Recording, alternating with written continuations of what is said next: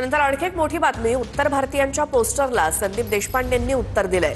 मराठीचा अपमान केला तर नहीं बटोगे तो भी पिटोगे असं संदीप देशपांडे म्हणाले। संदीप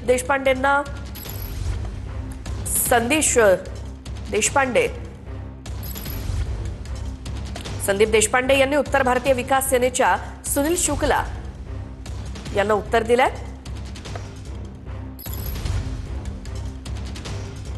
भारतीय जनता पार्टी सत्ता में है, 1 साल से हम पीटे जा रहे हैं महाराष्ट्र में। अपनी ताकत बनाइए। उत्तर भारतीय विकास सेना एक राजनीतिक मंच है, यहां तक कि जैन, गुजराती, मारवाड़ी, राजस्थानी समाज एक साथ आइए। इनको तो जवाब हम चुनाव के बाद देंगे। ईंट का जवाब पत्थर से नहीं, लोहे से दिया जाएगा। हमारे समाज जो बटा हुआ था ना, आज संगठित हो रहा है।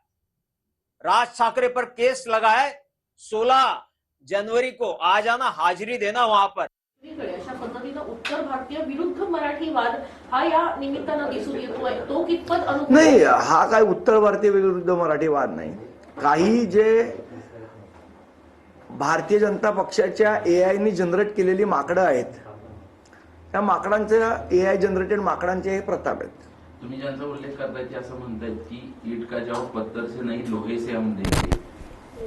द्या ना, बघू ना कुठला लोहा कुठला पत्थर। मी तुम्हाला सांगितलं ना, ही जी मंडळी आहेत होर्डिंग आणि पोस्टर लावणारी, ही भारतीय जनता पक्षाची एआय जनरेट केलेली माकडं आहेत।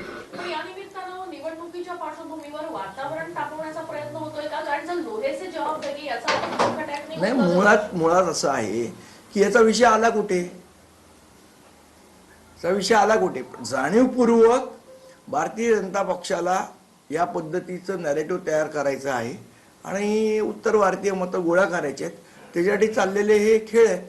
सोन्याची अंडी खाऊन झाली, आता कोंबडीच कापायला निघाले। आमच्याकडे विकासाचा तर त्यांच्याकडे खुर्चीचा एजेंडा।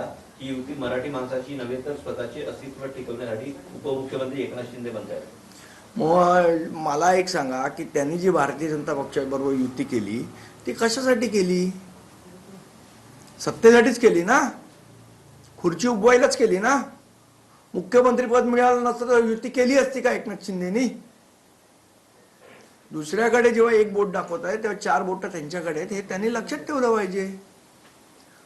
अदानी फॅमिलीसाठी महानगरपालिका नाही, हे त्यांनी लक्षात ठेवावं।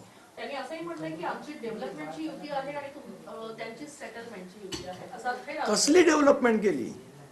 मला एक त्या प्रश्नाचं तो उत्तर द्या।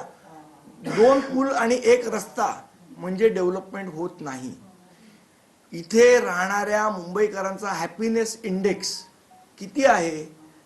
खरोखर जनता खुश आहे का? मला असं वाटतं जर जनता खुश असेल